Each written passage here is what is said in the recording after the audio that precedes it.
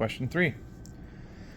Bicycle wheel starts from rest, rotates with a constant acceleration to reach an angular speed of 11.4 radians per second in a time of 2.9 seconds. What is the angular acceleration of the wheel? Okay.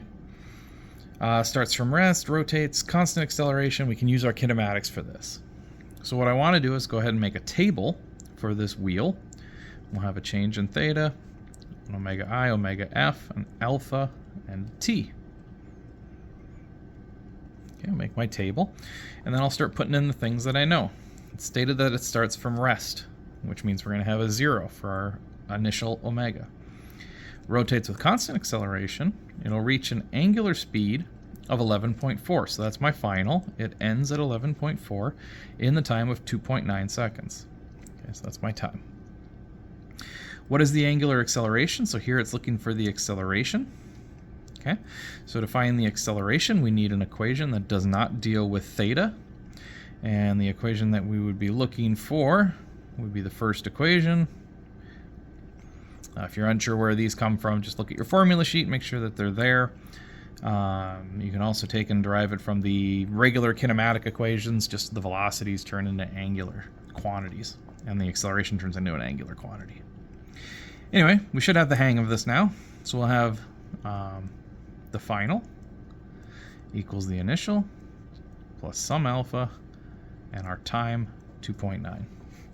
So all we have to do here is take our 11.4 and divide by the 2.9. And that gives us an alpha of 3.93. And this is, of course, radians per second squared. So that gets put over here. But this is your actual answer there. I'm just adding it to the table. That's the first angular acceleration. That's part A. Part B says, what is the angle in radians that it was rotated? So now we would be looking for the angle theta.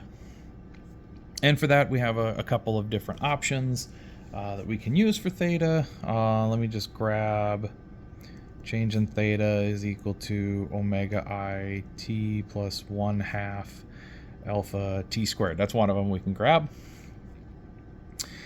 And I'll start plugging in. I know that this is 0, so that's going to go to 0 completely. So I'll have 1/2 of the acceleration. That's the part we had found in A.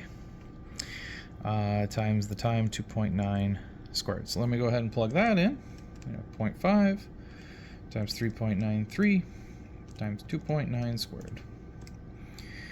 This will get us a change in theta of 16.53. I'm just going to leave that as 16.5 radians. And that can go up here. I'll change this over here. It depends on which one you want to use. But you should end up with right around 16.5 for your change in radians. Okay, so that should be question 3.